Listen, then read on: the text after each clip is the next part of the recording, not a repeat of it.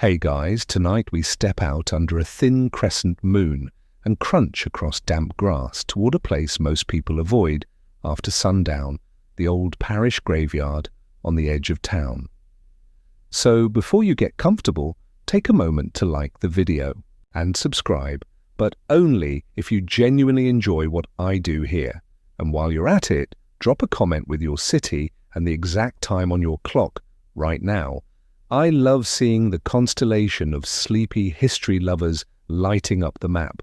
Now dim the lights, maybe turn on a fan for that soft background hum, and let's ease into tonight's journey together. You push open a crooked iron gate that moans just loudly enough to remind you of its age.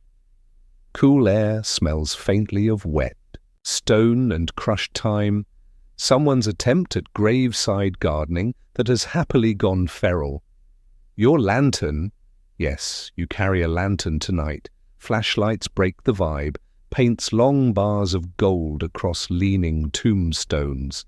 Some sit politely upright, others rest like tired commuters waiting for the last carriage home.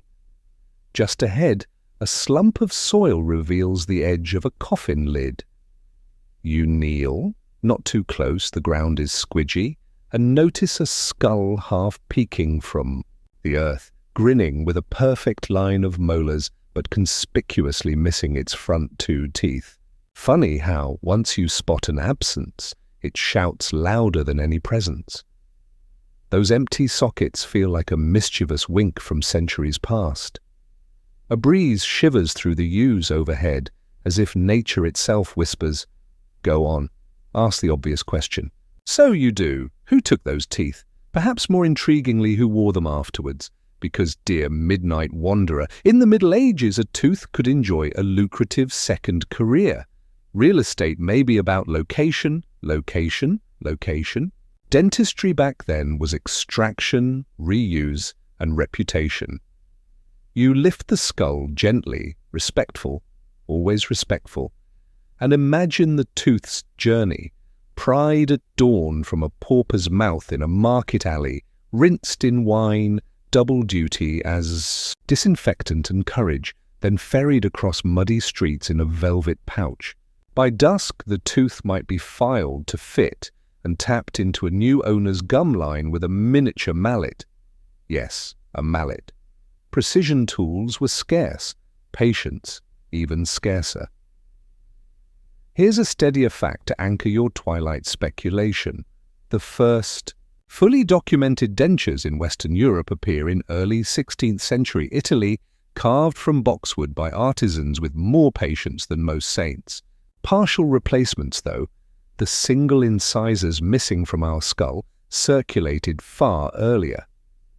Some scholars trace the practice to Roman soldiers who prized enemy teeth as grim trophies. Others argue it blossomed only after crusaders returned, with unfamiliar sweets and unfamiliar dental problems. Historians still debate the timeline, volleying Latin footnotes like polite snowballs. A glint in the soil catches your eye. A tiny bronze nail still wedged in the jaw, relic of a medieval fixation technique closer to carpentry than medicine. One quirky recipe even calls for a strip of hen's egg membrane between jaw and donor tooth as divine glue. Did it work? Probably about as well as duct tape on a rain barrel, but belief is a stubborn engineer. You set the skull back and cover it with a scoop of earth, a small apology for the disturbance. Candlelight wanes as wax pools low, but your curiosity burns brighter. You've glimpsed only the prologue of a saga stretching from muddy cemeteries to glittering feasts. The mystery here isn't gore, we leave that for spookier channels, but human creativity, vanity, and the strangely democratic fate of our bones, rich or poor, we all end up potential spare parts. As you step away, a soft owl hoot punctuates the night like a librarian shushing overdue chatter. You pull your cloak tighter. Yes, a cloak. You're committed to the ambience, and head toward the market square where the next scene awaits. Bright torches, sharp pliers, and bargains struck over steaming bowls of pottage. The road is slick with last night's rain, but you tread lighter, buoyed by a fresh respect for every smile you'll ever see. After all, who knows how many stories hide behind a single set of borrowed incisors? The market wakes before sunrise, so you do too, though wake may be generous. You're mostly propelled by the smoky aroma of barley porridge and the promise of strange sights. Cobblestones glisten from last night's drizzle, making every vendor's candle reflect twice. One flicker for reality, one for imagination. You join the shuffle of wooden clogs and goat carts ducking beneath a hanging row of cured fish that sway like wind chimes with scales. Somewhere, a hurdy-gurdy drones, adding a surprisingly jaunty soundtrack to what is, effectively, a pop-up medical district. Your destination glows ahead, a scarlet and white striped pole, spinning slowly like a sticky candy cane. If candy canes had existential dread. That pole means barber surgeon, the medieval multi-tool who will trim your fringe, set your broken arm, and yes, yank the tooth that's been howling louder than church bells. History students memorize the pole's symbolism, white for bandages, red for blood, but standing here, you notice the detail textbooks rarely mention: small tufts of discarded hair, tangled around the base, surrendered by patrons who left lighter, perhaps lopsided. You edge closer, and the soundtrack shifts to clinks and pained grunts. A patient, let's call him brave but panicked, clasps the chair while the barber twists a molar loose with an iron pelican-shaped forceps. No anesthetic, unless you count the ale sloshing in his stomach. When the tooth finally pops, the barber lifts it triumphantly into daylight like a tiny trophy. The crowd reacts with a polite, "Ooh," equal parts sympathy and mild entertainment, because here dentistry doubles as morning theatre. Now for the real commerce. Before the blood dries, the barber offers the freshly liberated tooth to a second customer waiting nearby, a silk-hooded widow with a gap that steals her whistle when she speaks. The negotiation is brisk. She pays a few silver pennies. The barber gives the tooth a perfunctory rinse in vinegar, sterilization à la carte, and with shocking casualness taps it into her empty socket using, yes, a rusty, sheep-shearing knife, as a mallet. She winces, he mutters a prayer, and by the time the gong sounds from the Guildhall, she's admiring her reinvigorated smile in a copper hand mirror. Scholars still debate how common this on-the-spot transplantation really was. Some argue extant records exaggerate for dramatic flair, pointing to legal documents that treat teeth as personal property rarely sold. Others cite diaries and medical treatises describing the practice in such matter-of-fact terms it feels as ubiquitous as shoeing horses. The truth likely drifts somewhere between, frequent enough for us to recount, rare enough that each event drew a small audience, much like the one gathered around you now. Meanwhile, another vendor sets up a folding table of pre-owned incisors displayed on felt, organized by relative whiteness. Think farmer's market, but the peaches are enamel. You pick one up, it's surprisingly heavy, carved from walrus ivory and stained with a faint honey glaze. The merchant claims it belonged to a knight who never lost a joust until the last one. Is the story true? Doubtful. But provenance sells, even if the provenance is 80% performance art. A bucket of herbal rinse simmers nearby. Rosemary, mint, and vinegar. The blend smells like a medieval mojito, and science actually backs its antibacterial kick. Rosemary contains rosmarinic acid, a compound modern pharmacologists still study. Less scientifically sound is the merchant's accompanying charm, a ribbon tied around the buyer's wrist to discipline toothworms. Yes, Toothworms, the imaginary culprits thought to gnaw cavities from the inside. You may laugh, but wait a few centuries and see how future historians judge our own wellness fads. You strike up conversation with the barber surgeon, who wipes his brow with the same cloth he used on the widow's chin. Sanitation standards were, let's say, fluid. He explains that regulations require him to train under a master for 7 years before he can officially hang the pole. During apprenticeship, he learns not only extractions but bloodletting, limb amputations, and the art of surgical storytelling. Keep the patient distracted with fun anecdotes about saints whose severed fingers miraculously grew back. Does belief reduce pain? Perhaps. Modern studies show expectation can modulate perception. Medieval practitioners simply called it faith. A town crier strolls by, announcing tomorrow's fair where travelling tooth drawers will compete to extract the most molars in an hour.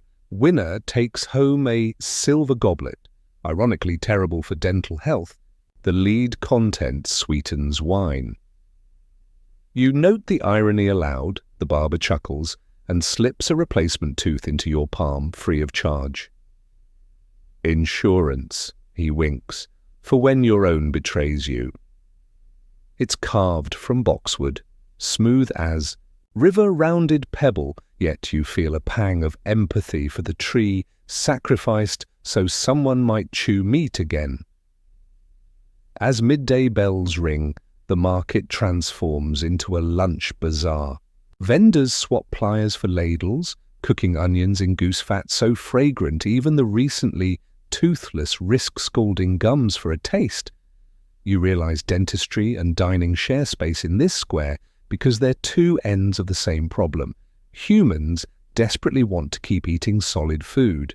Necessity breeds innovation, sometimes crude, sometimes ingenious, always deeply human.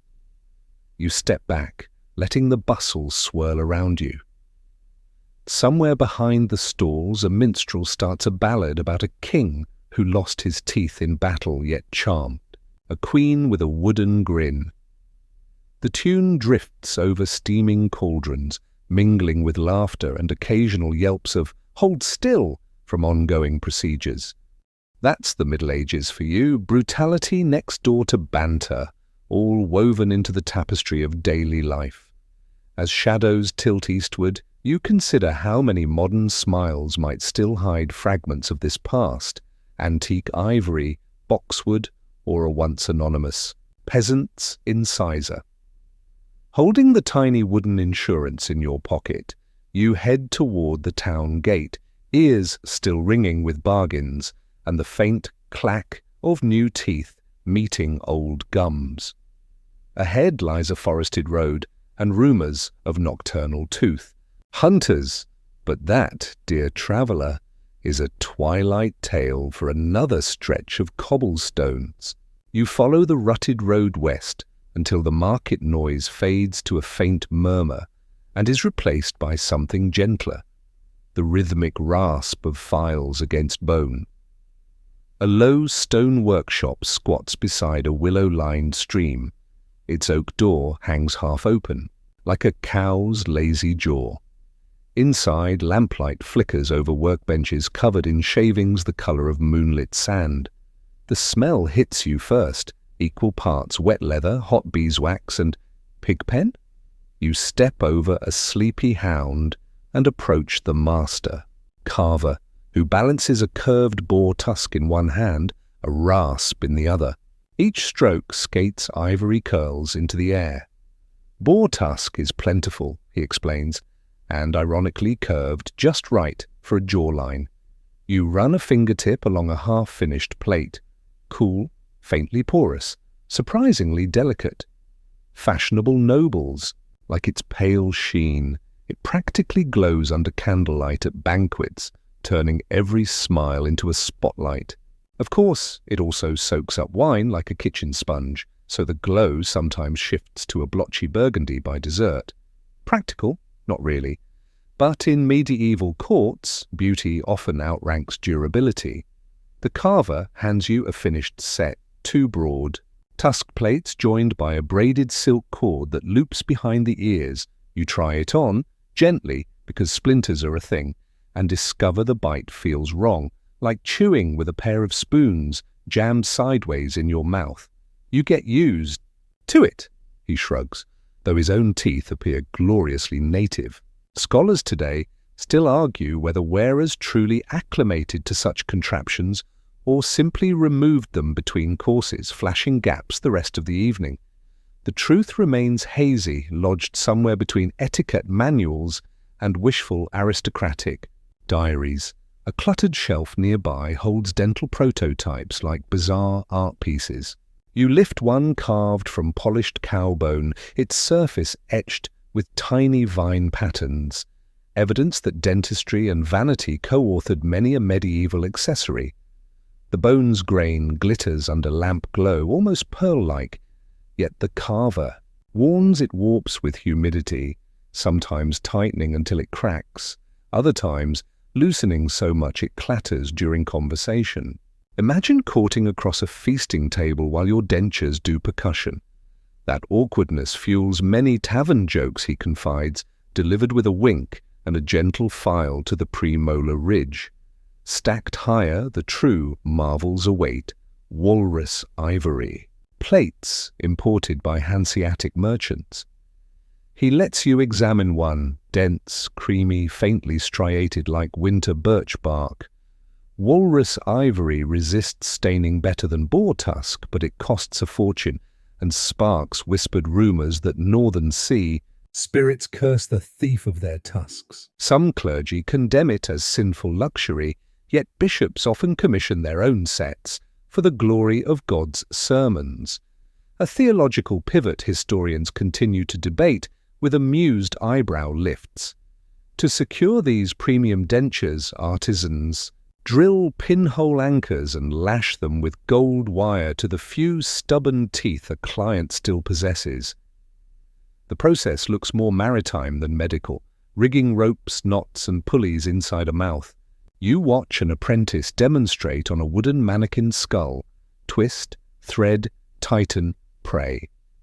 The patient cannot complain, but real patrons reportedly fainted from the pressure. No surprise, there's evidence of thin slices of henbane, root tucked under the tongue to woo the nervous system into cooperation. Essentially, medieval local anesthesia with hallucinogenic side effects. Learned physicians praised henbane's courage-granting property. Modern toxicologists raise skeptical eyebrows, pointing out the blurred line between bravery and blackout. The carver invites you to test durability the medieval way by chomping a strip of hardened rye bread. You oblige, bite down, and feel a vibration shoot to your sinuses. The dentures hold, yet crumbs spray like celebratory confetti. Fashionable, yes, functional, debatable. But when the alternative is consuming pottage forever, many nobles gladly paid, in coin, tusk, or political favor, for an hour of chewing roasted duck skin in front of their peers. He gestures toward a small chest of curiosities, a canine replanted into a silver mounting shaped like a lily, a molar crowned with tiny garnets, even a front tooth carved from coral, a fad so impractical that one Italian poet mocked it as smiling through a reef. You reflect on how modern grills and gemstone implants echo the same impulse. Somewhere in future centuries, archaeologists might puzzle over our own zirconia veneers and wonder whether we valued function or fashion. History's mirror rarely flatters, it just keeps reflecting. The workshop door creaks and a messenger bursts in holding a cloth bundle. Inside gleam 4 freshly extracted peasant teeth, still threaded with root tissue like pale seaweed. Payment: a single pewter brooch. The master nods, tosses the teeth into a basin of wine, a makeshift disinfectant, and plops the brooch into his coin purse. Barter economics at its rawest, adornment for mastication. You can't help noticing how class divisions dissolve once. Enamel is on the bargaining table. Bodies become currency, roots, and all. As sunlight slants through the window, you spy shavings piling at your boots like ivory snowdrifts. The master sweeps them into a sack, bound for the apothecary, who will grind them into powder to strengthen weak heart. Whether that works remains as uncertain as many medieval remedies, but nothing went to waste. Today, historians still puzzle over recipe books that prescribe ground tooth filings as a love potion, an alchemical concept equal parts biology and wishful thinking. You step outside for a breath of river-cooled air, the taste of beeswax lingering on your tongue. Across the stream, geese honk at their reflections, blissfully ignorant of the dental future lurking in their bones. You wonder if any will one day furnish a duke's dazzling grin. For now, the road curves toward darker woods where graveyard whispers trade in currency no workshop can craft, fresh, living enamel. You tighten your cloak against a sea breeze carrying the faint tang of salt and something older, like secrets rising from seabed. Time to follow that scent into twilight, where lanterns bob and grave soil stirs. You leave the workshop's lantern glow behind and follow a dirt lane that soon dissolves into woodland. Night settles thick and blue. Your breath joins the mist, drifting low among brambles. Ahead, 5 dim lights bob like cautious fireflies. You soften your stride, letting damp leaves muffle each step. Curiosity beats courtesy tonight. The group you tail is an odd mix. 3 labourers in patched cloaks, 1 wiry lad lugging a spade twice his height, and a gaunt fellow in a scholar's robe whose inkwell still dangles from his belt. They speak little, but their tools jingle just enough to betray purpose. Moonlight silver plates the iron edges. Their destination appears. The new section of St. Gertrude's churchyard, where markers are wooden and the earth still tender. Economics of nocturnal dentistry is brutally simple. Fresher burial, softer soil, better teeth. You crouch behind a lopsided headstone shaped suspiciously like a loaf of rye and watch the choreography unfold. 2 men lift turf with flat shovels, catching falling clods in burlap so no telltale thumps ring out. The robed scholar studies a wax tablet, names, burial dates, rumours of remarkably even incisors. A 14th century guild statute rated good front teeth at ½ a shilling apiece. Historians still debate whether that figure inflated black market prices or merely recorded them. They reach the coffin lid in minutes. Rather than fling it open, they pry a plank near the skull and slide in a sheep shear-like forceps. A soft crack, a gloved hand withdraws, and 2 molars drop into a leather purse. No gore, no wails, just business in hushed tones. 1 odd tidbit floats your way. Teeth from an unmarried maiden supposedly stay whiter, longer. You roll your eyes at the superstition, yet note how diligently the collector labels each M or B for maiden or bachelor. Suddenly, a lantern bumps stone, clack. Everyone freezes, even the owls pause mid-hoot. When nothing stirs, work resumes, urgency doubled. Contemporary town rolls threatened fines for disturbing Christian rest, but parishes often colluded, needing bones for anatomy lessons, complicity that official ledgers politely forget. Grave restored, flowers replaced, the hunters shoulder spades and melt into the path. You shadow them to a tumble-down barn smelling of straw and damp wool. Inside, a single beeswax candle illuminates trays lined with wool, each tooth nestled like a pigeon egg. The scholar begins an impromptu lecture, grading enamel from milk to ale, tapping roots on pewter for a clear china ring. Supply now awaits dawn's demand. A courier will ferry the best specimens to merchants in Ghent, Antwerp, and, rumour says, the Papal Court. Your eye catches a curious tool on a shelf, a metal shaft ending in a claw shaped like a house key. It's an early tooth key, an invention textbooks date 2 centuries later. Innovation, it seems, germinates in barns long before it earns Latin names. Scholars still dispute who truly invented it. Maybe this very crew will never make the footnotes, yet their handiwork bends medical history. While profits are divvied, you drift to the doorway where cool air smells of hawthorn bloom. The barn's creaks lull like a slow metronome, and you imagine drifting off right there, except you value your own dental real estate. Better to slip away intact. Outside, crabapple blossoms glow pale, and across a meadow torches glimmer at a manor hosting a midnight feast. Somewhere inside, a noble will flash a fresh smile paid for, with the enamel you just watched change hands. As you follow the lane, river fog curls around your ankles, carrying a faint iron tang. You breathe deep, shoulders loosening, and let the narrative glide forward like a gently rowing boat. Next stop, velvet-draped halls where prestige masks pain, and every laugh risks a clatter of gold-wired dentures. A faint harp melody greets you as the manor's oak doors swing wide, spilling amber torchlight onto flagstones polished by centuries of nervous shoes. You step inside and the air shifts, rich with roasted capon, warm figs, and the sweet sharp zing of imported sugar, a luxury so prized each crystal is practically its own coin. Laughter ripples off painted walls, yet the merriment has an undercurrent, like silk stretched too tight over thorns. A steward in wine-red livery ushers you toward the high table. There, under a canopy of embroidered griffins, the lord of the Widow estate reclines on a velvet chair.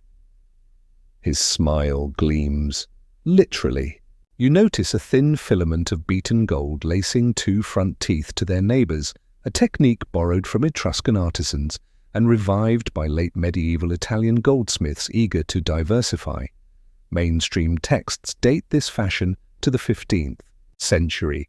Some excavations suggest pockets of experimentation a century earlier. Scholars still debate whether those earlier finds prove a trend or isolated bling. The Lord raises a crystal goblet. You mirror the motion, though yours is humble pewter, and sip spiced hippocras. The wine's heat travels down your throat, but your attention lingers on his jaw. Every swallow is followed by the faintest wince, smoothed over with courtly composure. Prestige, it seems, requires rehearsed serenity, even when gold wire bites the gum like a jealous bee. Conversation turns to the latest shipment of cane sugar from Cyprus. A lady in a peacock blue gown boasts of rose-scented marzipan shaped like swans. She laughs, and a top incisor flashes oddly opaque. White porcelain? No, ground seashell paste pressed into a cavity, then sealed with pine resin. Dentistry meets cabinet making. Quietly you marvel, a noble might swallow a gemstone on a dare, but would fear the public shame of toothless laughter. Servants parade trenchers piled with venison, candied quince, and, symbol of status, tiny sugar sculptures of mythical beasts. Each crunch of crystallized dragon scale is a duel between indulgence and disaster. Chroniclers noted that by the late 1400s, the English upper class consumed so much sugar their teeth blackened. Some later painted them darker on purpose to prove they could afford sweetness. Whether Queen Elizabeth did so intentionally or simply masked decay is a detail historians circle like hounds, yet the scent of doubt never quite settles. Between courses, musicians pause and you catch whispers behind folding fans. "My gums bleed," confides one courtier, "but the surgeon swears lemon peel will harden them." Her neighbor nods, admits he sleeps with a clove tucked near a throbbing molar. Both remedies are common, if questionably effective. Tonight's cold fact arrives courtesy of the steward. The kitchen keeps a pot of molten beeswax ready, not for candles, but for emergency tooth cushioning should anyone's wired denture loosen mid-feast. Quick dip, quick set, back to smiling. The idea of boiling wax inches from your palate makes you instinctively clench. A jongleur launches into a ribald story about a knight whose ivory bridgework slipped during a serenade. Everyone laughs, some too hard, drawing fresh twinges they pretend to ignore. You take another bite of venison, chew thoughtfully, and ponder the paradox. These opulent mouths are both fortress and prison. They dazzle at candlelight, yet trap ulcers, ferment breath, and demand daily rituals of clove oil gargles and mint vinegar rinses. Medieval manuals advised rinsing after every meal, but surviving letters reveal most nobles simply dabbed wine on a cloth and prayed. The Lord signals a page who delivers a slim silver case engraved with lilies. Inside lie spare premolars, harvested, the page whispers, from a farm lad of excellent health. You sense the room's collective envy, replacement parts secured before necessity, a medieval subscription plan, ethics, another table discussion for daylight hours, for now, appearances. Rule and appearance means teeth. Dessert arrives on a mirrored platter, sugar-coated almonds and candied ginger. You decline politely.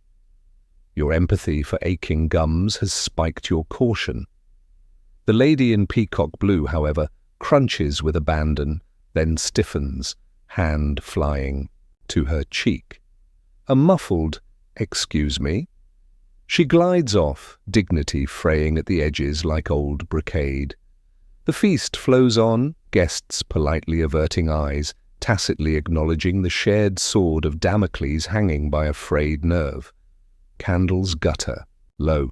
Wax pools mirror the fatigue blossoming in every gold-wired mouth. You push back your chair and bow. Outside, moonlight feels medicinally cool, and cicadas provide applause softer than the hall's strained laughter. You touch your own unadorned teeth, still yours, still serviceable, and exhale gratitude. The path now veers toward a dusty crossroads where pilgrims trade relic beads for spare enamel, proving need ignores social rank. Ahead looms a chapel whose walls echo with moral quandaries. Can holiness be funded by tooth sales? You draw your cloak tight, stepping from perfumed feast to incense-laden debate, letting the night carry you and the story forward. A pale dawn unrolls like parchment as you trudge toward a squat stone chapel perched where three roads kiss. Pilgrims already swarm the courtyard, their scallop shells clacking like wind chimes, each shell proof of leagues walked, prayers whispered, blisters earned. The air hums with a blend of incense, sheep sweat, and faint garlic from last night's communal stew. Somewhere, a tin whistle sketches a tired hymn, while boot heels scuff patterns into the dust, temporary calligraphy soon erased by more feet, more faith. You slip into the throng, feeling the gentle shove of sackcloth shoulders. A friar waves a reliquary the size of a walnut over bowed heads, promising 72 days off purgatory per glimpse. The line for glimpses is long, but beside it runs a shorter, livelier queue, the teeth traders. Two broad-backed men and one wiry woman squat behind a plank propped on ale barrels. On the plank sit velvet pouches, pewter tongs, and a beeswax candle stub for inspecting colour. Their banner, crudely painted, shows Saint Apollonia yanking her own molar, patroness of toothache, and, by entrepreneurial extension, spare part, dentistry, You watch a transaction unfold. A road-dusted pilgrim offers a pewter pilgrim badge shaped like a tiny sword. In exchange, he receives a canine freshly pulled from yesterday's battlefield fallen. The trader tosses the pewter badge into a melting pot destined for the smithy. The tooth he drops into a cup of warm wine. A quick swirl, a muttered blessing, and the deal is sealed. You note the irony. The pilgrim just bartered symbolic protection for a very physical safeguard against toothless years ahead. Mainstream chronicles mention this curious economy as early as the 12th century, especially along the Camino de Santiago, where merchants shadowed penitents like hungry sparrows. Those same chronicles, however, stay coy about ethical grey zones. Modern scholars still debate whether church officials quietly tolerated tooth commerce to keep pilgrims marching, healthy mouths equal hearty arms, or actively condemned it in sermons that simply went ignored on dusty roads. The parchments waffle, the arguments continue. A bell clangs from the chapel tower, summoning confession. Traders know the rhythm, while souls lighten, pockets loosen.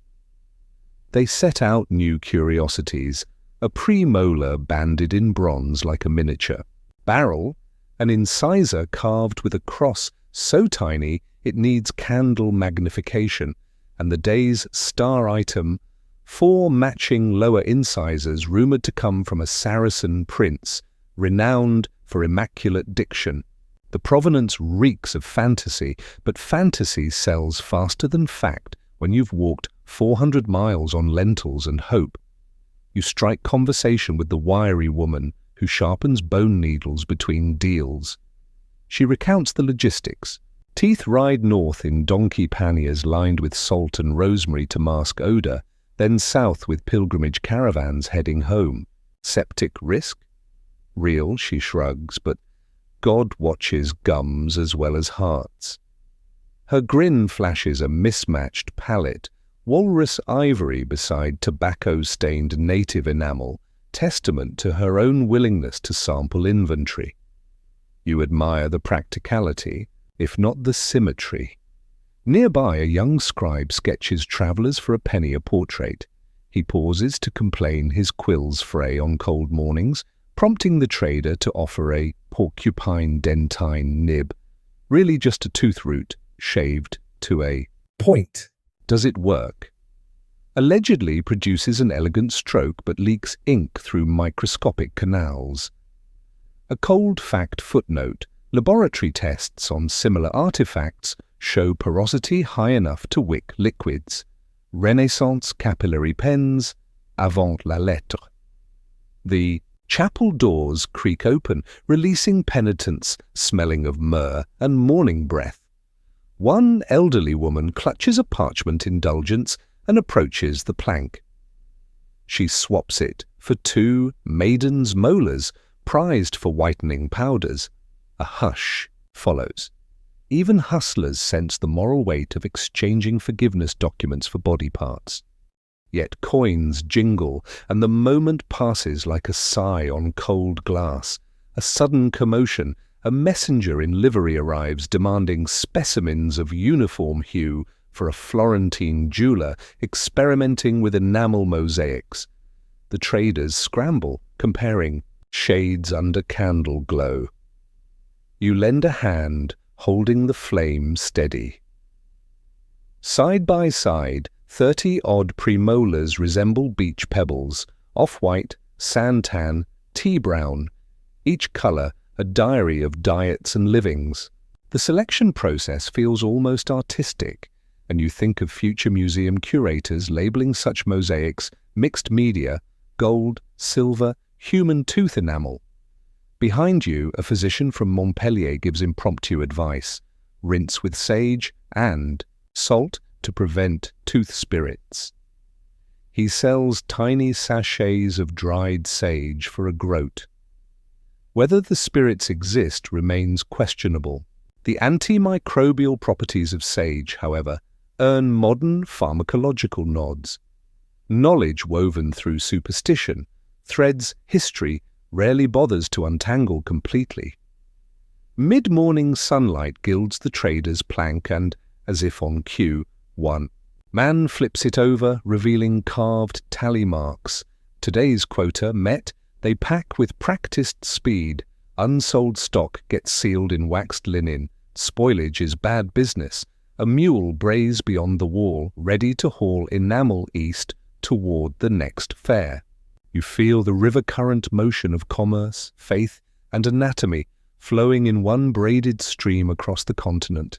As pilgrims resume their routes, you linger among trampled wildflowers, aware that oral microbes ride the same roads, hitching lifts between strangers who share bread and now, inadvertently, bacteria. Medieval Europe knits itself together by relics, folktales, and yes, oral flora. An early globalization that modern epidemiologists trace through dental plaque DNA. The mundane and the miraculous never walk far apart. A choir warm-ups inside the chapel, notes drifting like doves. You close your eyes, letting the sound and sage-scented breeze wash over you. When you open them, the trader's corner is empty, dust already settling where fortunes changed hands. Down the hillside stands a monastery rumoured to house a molar of St. Bridget, though monks, it's whispered, debate whether to sell that relic to fund a hospital. Ethics sharpen as you draw nearer, but for now you follow birdsong toward stone walls and candle-lit corridors where dilemmas ferment in quiet Latin.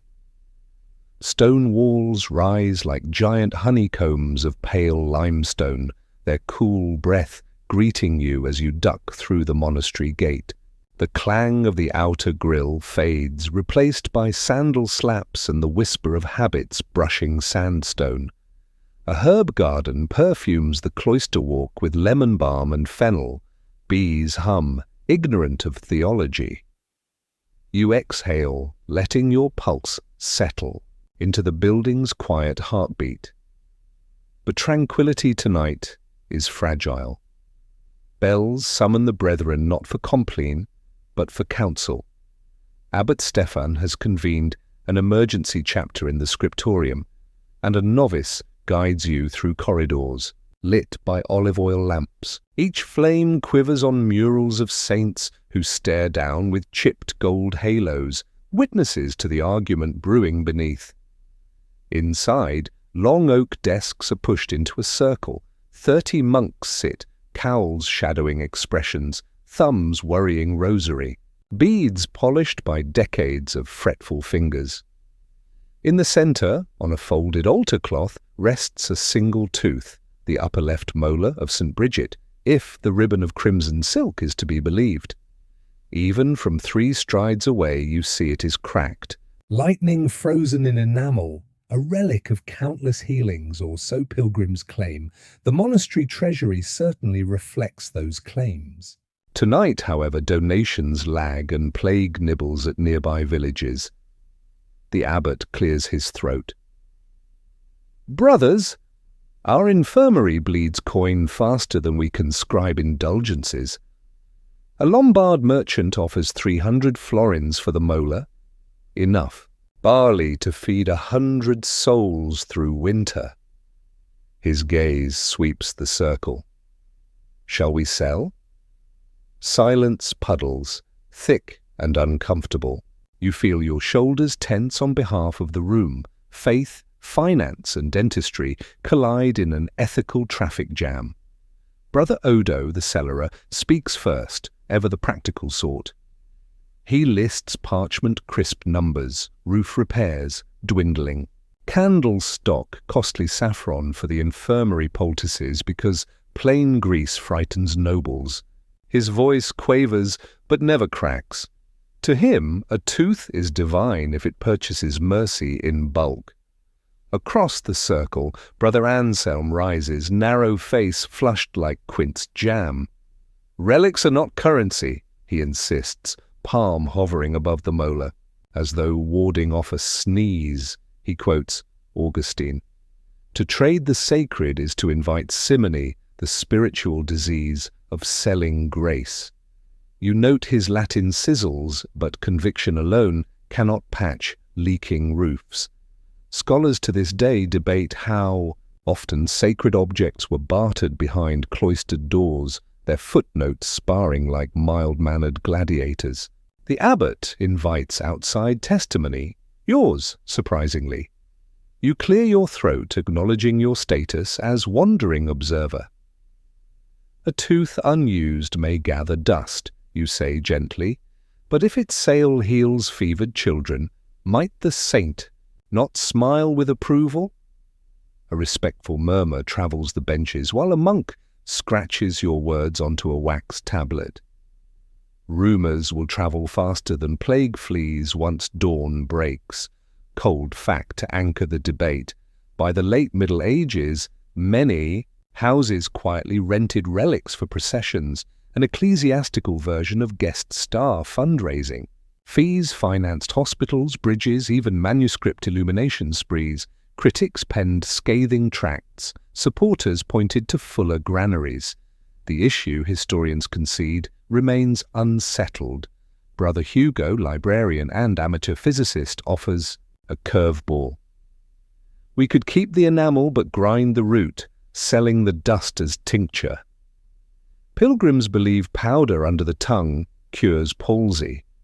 Half the room recoils, the other half calculates potential ounces. Apothecary lists of the 15th century indeed price relic tooth dust just below crushed pearls. Efficacy? Modern labs shrug. Placebo maybe. Lead poisoning? Maybe. The bell for Compline tolls low and steady. Discussion pauses. Prayer waits for no spreadsheet. While monks chant, you pace the cloister, moonlight striping the flagstones. Faint ochre lichen etches saints' names you can barely decipher. Time erodes certainty as surely as moss softens stone. Somewhere distant, wolves howl, reminding everyone that winter, like moral reckoning, approaches on silent paws. When the council resumes, Brother Odo proposes a compromise. Sell a third of the tooth, yes, saw it, keeping majority relic integrity, while reaping partial funds. Gasps flutter, yet the abbot strokes his beard, intrigued.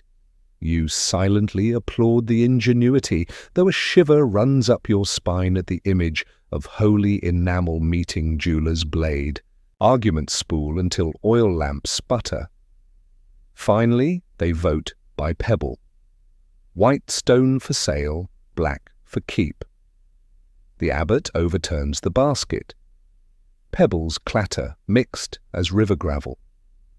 Decision deferred, a committee will deliberate through Advent. Hunger and leaking roofs will not. You sense history in motion, albeit at monastic speed. As benches scrape and cowls rise, Brother Anselm approaches, pressing a small linen packet into your hand. Inside lies a rice-grained sliver chipped from the edge of St. Bridget's molar, an involuntary souvenir or subtle bribe. His whisper brushes your ear. Pray for us on your travels. You nod, pocket the relic, and wonder if complicity tastes metallic on the tongue. Exiting into pre-dawn chill, you inhale rosemary wafting from the infirmary garden, an herb the monks cultivate, both for memory and mouthwash. Its camphor sting clears your head as you strike the road again. Ahead waits a university town whose scholars draft manuals juggling honey gargles, iron cautery, and the newest craze, tooth keys. Manuals of mouth mysteries beckon, and you quicken, pace, footsteps echoing like distant beads on a counting rope. A final glance over your shoulder shows lamplight leaking through lattice windows, as if the walls themselves wrestle with the dilemma. You imagine future scholars unrolling brittle minutes of tonight's meeting, arguing footnote by footnote whether necessity justified sanctity, and feel the same quiet unease now nesting beneath your ribs. The road crunches beneath your boots, and with every crunch you remind yourself, teeth are never just teeth. They are stories, bargains, and sometimes bargaining chips between hunger and hope. Grey dawn brightens into scholarly gold as you crest a hill and spot red-tiled rooftops glinting below. The university town of Salerno, pride of Mediterranean medicine. Lanterns still burn in dormer windows, their smoke curling like questioning marks, apt punctuation for a place that thrives on what if. You cross the city gate just as bakers prop open shutters, scenting the cobbled lanes with almond bread and anise. Knowledge, it seems, always travels best on the heels of a good breakfast. Your feet guide you past a pillared courtyard to the Studium's library, a Romanesque hive of parchment and possibility where students in ink-spattered robes cluster like starlings. Shelves grown under codices bound in goatskin, each cover stamped with cryptic shorthand. Tract, chair, for surgery, de passe, for diet, and your quarry, de dente. You ease one volume free. Dust motes spin in sunbeams as though applauding the reveal. The treatise you unfold is a 12th century compilation attributed to the shadowy Helias of Sicily, though paleographers still debate whether Helias was a single polymath or a committee of moonlighting monks. Whoever the author, the script is neat, the rubrications crimson, and the marginal doodles hilarious. One monk has drawn a tooth wearing a crown, wielding a mace against an invading worm. Comic Relief, Medieval Edition. Chapter headings read like a cookbook conceived during a thunderstorm. Gargarisma de mel et sal. Honey salt gargle for raw gums. Cauterio calido in radis. Hot iron cautery on rebellious roots. Emplastrum de ruta et vinum. Rue wine poultice. Applied at midnight for maximum planetary harmony. You try not to imagine the sizzle of cauterizing metal. This is a sleepy channel after all. But the text insists searing pain for 3 heartbeats, pursues evil humors faster than a hawk. Evidently, bedside marketing predates pharmaceuticals. A young scholar named Matteo notices your interest and offers a tour. He smells of charcoal ink and caffeinated ambition. Together, you leaf through layers of commentary, glosses by Arabic. Translators who smuggled Greek anatomy into Europe via Moorish Spain, notes by Trotula of Salerno, the celebrated female physician who dared to combine rose oil compresses with peppermint tincture because mouths deserve fragrance as much as function. Modern historians still debate which passages are genuinely hers versus later copyists cashing in on her reputation. Attribution, like dentistry, can be a bit of a patch-and-fill job. Matteo recites a popular recipe: pound equal parts honey, sea salt, and ground myrtle into a paste, massage gums, sunrise and sunset. Honey, we now know, offers mild antimicrobial perks, while salt shrinks swollen tissue. The myrtle? Possibly placebo, though, according to Matteo, it pleases Venus, who governs moist ailments. Venus has a surprising portfolio. Quirky fact of the morning: one footnote recommends spitting the rinse toward the east, so ailments flee with the dawn light. You picture a courtyard chorus of scholarly spitters greeting sunrise. A bell clangs from the anatomy theatre, lecture time. Curiosity tugs, so you tag along up a spiral stair so narrow your shoulders graze frescoed saints. Inside, wooden benches rise like terraces around a central marble slab. Upon it lies a wax model of a head, replacing cadavers today because the bishop's permit hasn't arrived. The surgeon professor, draped in indigo damask, demonstrates the newest device, a clavis dentis tooth key, its claw shaped to grip a molar and roll it out as a cork from a bottle. He cranks it against the wax jaw, The room winces in sympathetic unison. Historical records peg widespread use of the tooth key to the 18th century, yet here is a 12th century prototype. Scholars decades from now will trip over this, detail and publish rival papers, each footnoting the other's alleged misconceptions. The lecture segues into oral hygiene. Students jot furiously as the professor praises Armenian pumice for polishing enamel and lambasts frivolous Parisian ladies who brush with powdered coral, supposedly thinning teeth as surely as gossip thins reputations. A mainstream gem drops. Emperor Charlemagne's capitulary of 805 ordered court physicians to inspect nobles' mouths monthly on pain of forfeiting 3 gold solidi. Preventive dentistry by decree. Overhead, doves coo in the rafters, punctuating historical trivia better than any slide whistle. During the break, Matteo leads you to the apothecary annex, where jars line walls like an alchemist's rainbow, crushed oyster shell for tooth whitening, dried dog rose to sweeten breath, and minuscule vials labelled pulvis draconis, dragon powder, actually burnt breadcrumb masquerading as exotic ash. One jar hides an unexpected guest, preserved leeches. Apparently leeching the gums was thought to draw out black bile of the jaw.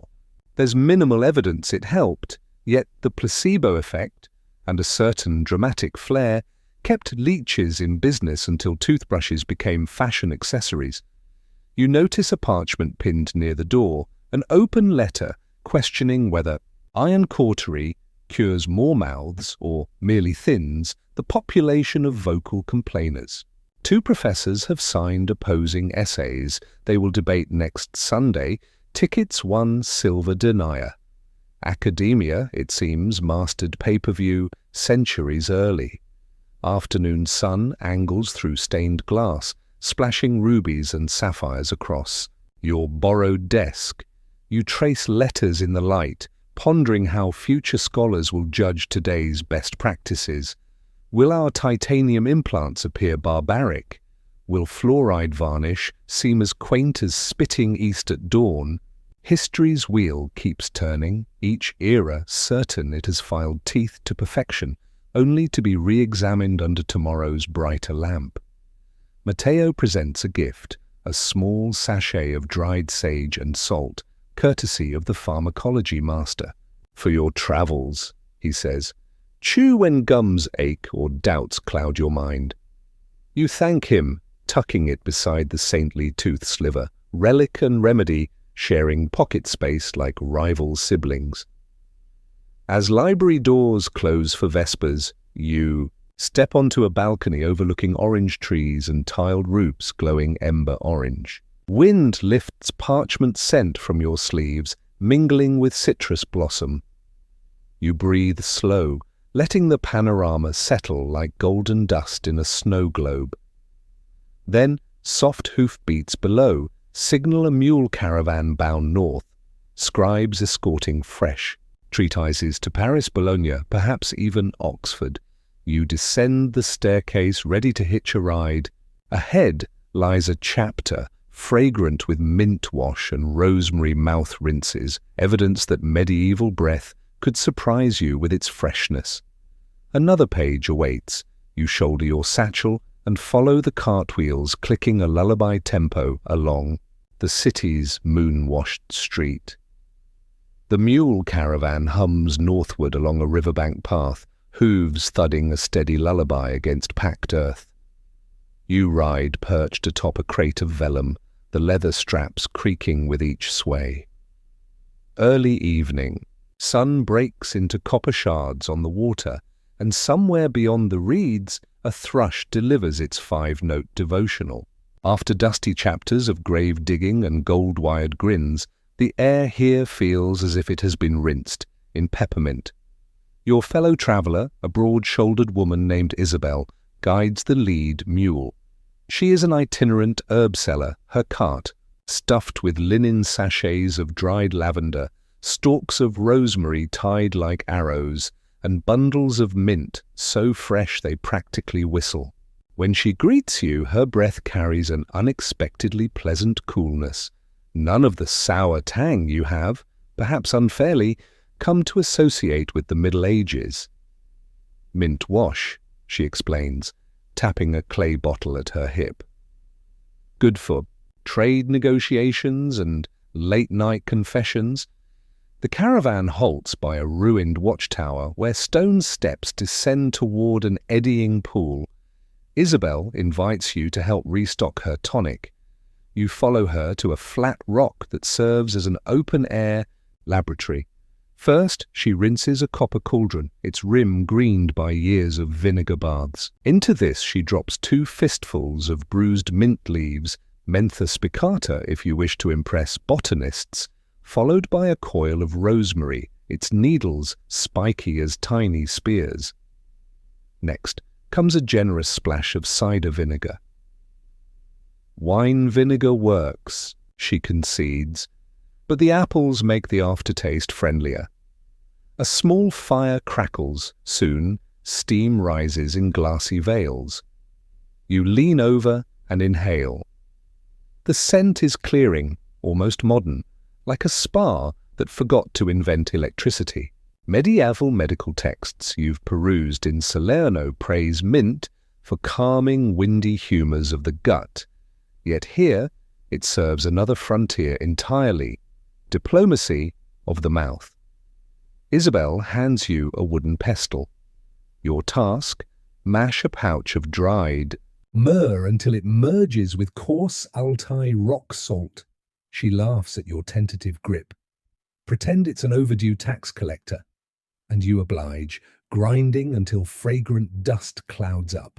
While you stir, she recounts customer tales, a bishop who gargles mint wash before every sermon, so parishioners remember holiness, not halitosis, a brothel keeper who buys rosemary by the bushel to mask the smell of cheap wine.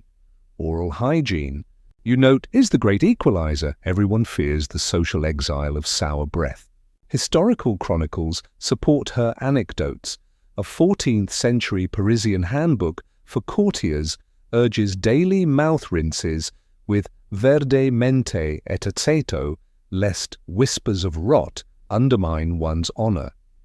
Yet scholars still bicker over just how widespread such routines were outside elite circles. Surviving household accounts record bulk mint purchases, but were they for cooking, medicine, or the minty mouths of millers' wives? As with many medieval habits, the data fogs up like a winter window. By twilight, the mixture simmers to a pale jade brew. Isabel removes it from the flame, stirs in your myrrh salt powder, and lets it cool.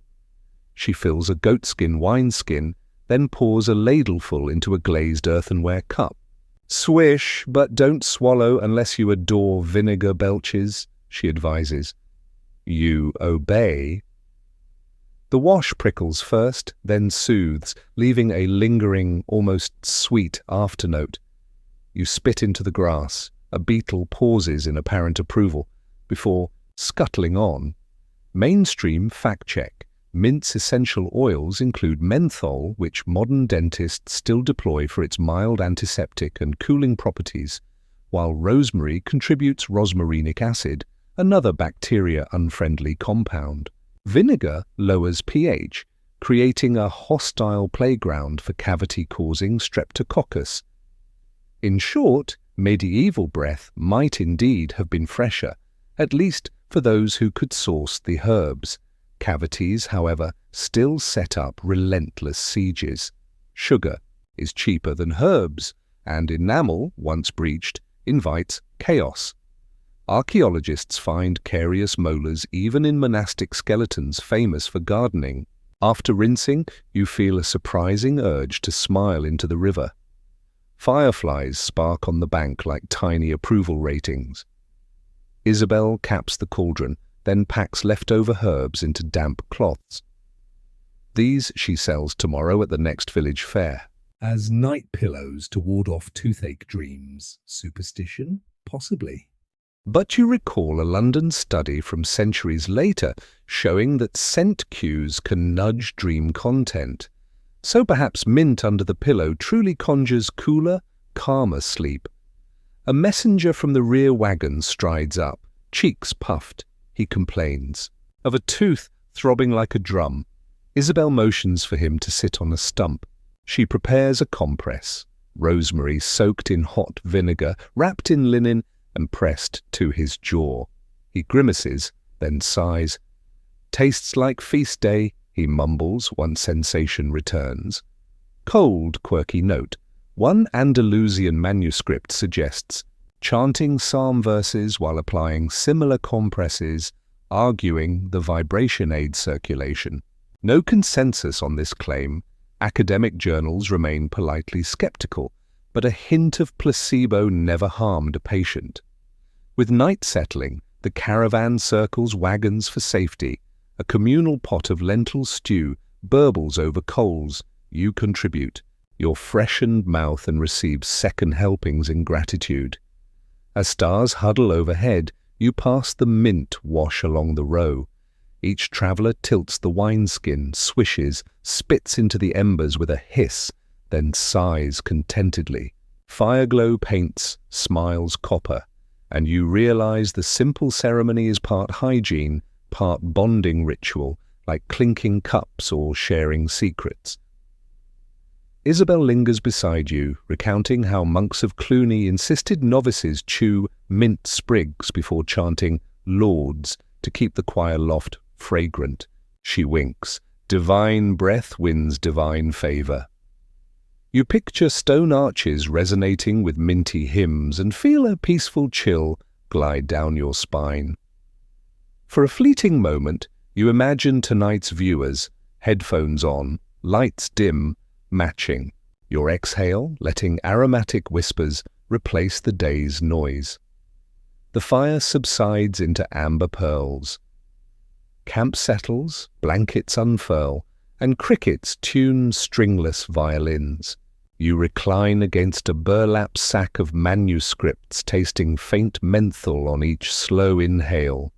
Somewhere in the distance, an owl loops its mellow question into the sky.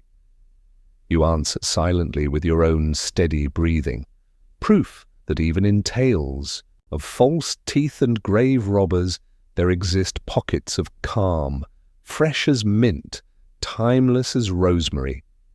Tomorrow you'll wake to distant church bells and the final leg toward modern clinics, where tooth keys become forceps and medieval tricks echo in chrome. But tonight the only key you need unlocks a gentle yawn. Morning gold lifts you out of your blanket cocoon and rolls the caravan into the last hamlet before the city. Only this city feels suspiciously familiar. Cobblestones give way to asphalt, mule bells fade into bicycle brakes, and a glass storefront gleams where a black and white shingle once squeaked in the breeze. You rub your eyes. Time has tossed you forward like a skipping stone. Welcome to Dr. Valenti's Dental Studio Est. 2025 yet humming with chords first struck in medieval barns and monastic halls. You step inside, greeted by peppermint air conditioning and the soft whir of a ceiling fan that keeps things sleep-pod cozy. The receptionist smiles, a reassuring all-native parts grin, before handing you a clipboard glowing on a tablet. You scroll through digital consent forms, noting questions that would make a 12th century patient faint. Have you received injectable anesthetics in the past 6 months? Back then, henbane root and whispered prayers were the default. Anesthesia's first public demo in 1846 feels recent in the grand timeline, only 800 breakfasts ago. Dr. Valenti ushers you into an ergonomic throne that reclines like a friendly dragon. Bright LED lamps bloom overhead, and you remember the grave robber's trembling lanterns. Same goal, better bulbs. She tilts your chin and starts her slow, considerate exam. Stainless steel mirrors orbit your mouth with NASA precision. The air-water syringe puffs a polite breeze. Great bone density, she notes, Credit perhaps to all that medieval rosemary in your pocket.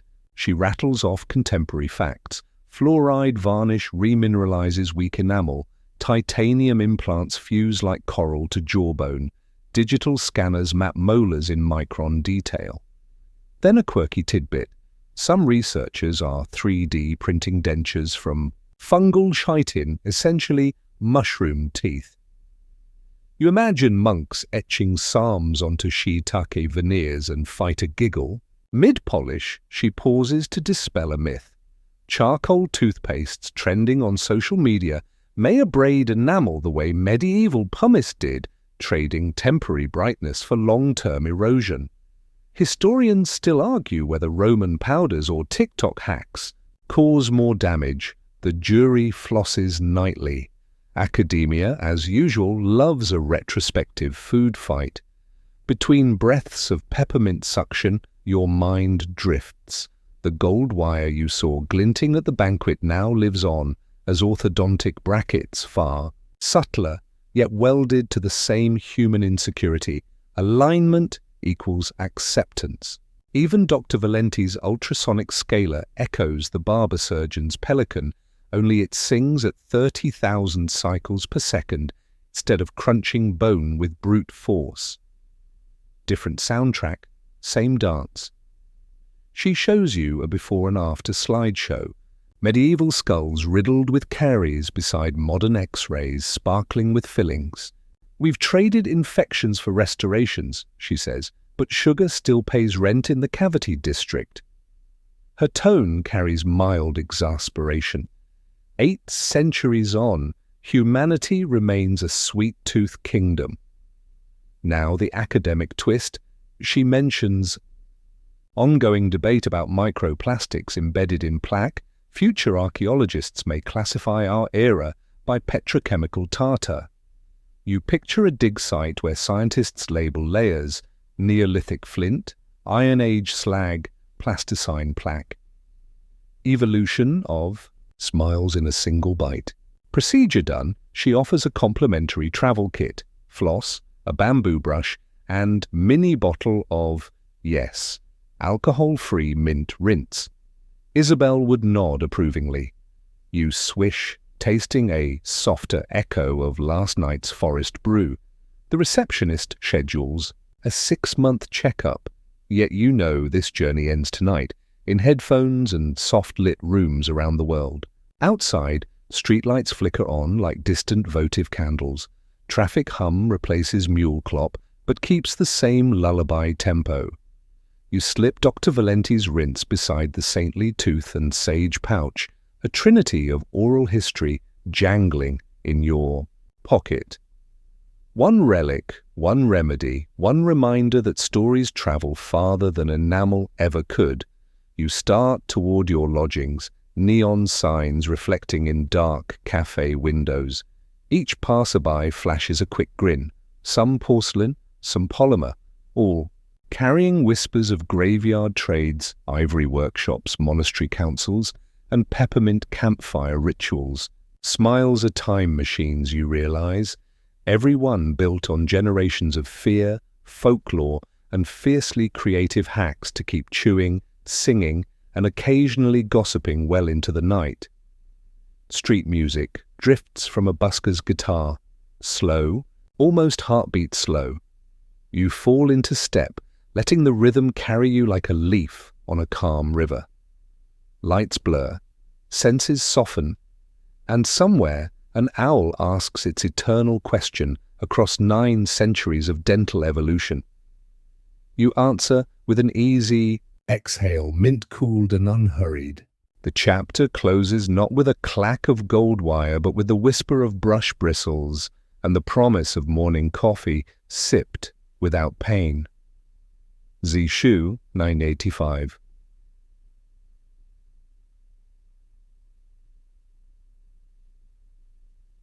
You made it, traveler. Breathe out, nice and slow. Feel your jaw unclench, shoulders drop, eyelids flutter heavier than a parchment tome at midnight. The caravan dust has settled, the graveyard gate is closed, and the whir of Dr. Valenti's lamp fades to a faint, shoreline hush in the back of your mind. Mint lingers, cool, sweet, almost lullaby-flavored, while distant church bells chime somewhere far beyond your window, their echoes stretching like soft wool across the quiet.